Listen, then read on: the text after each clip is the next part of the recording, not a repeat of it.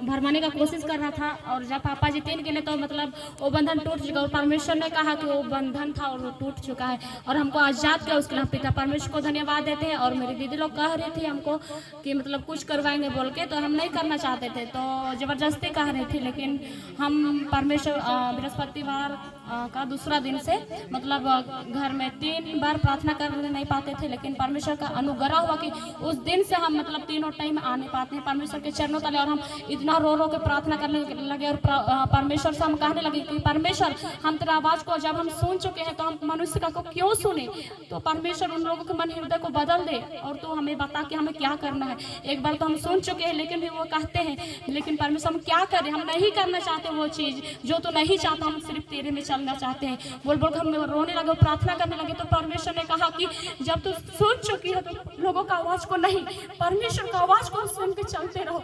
परमेश्वर सब कुछ है और वो सोना के जैसे चमकाएगा।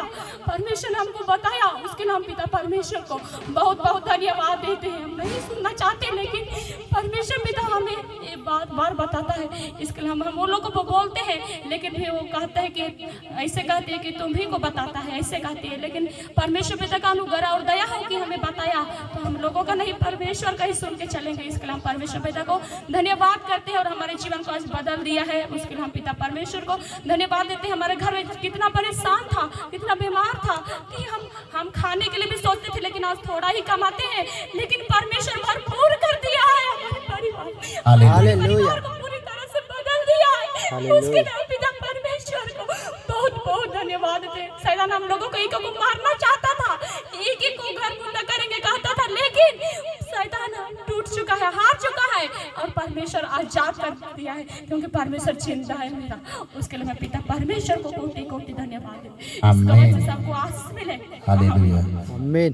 Thank you Jesus.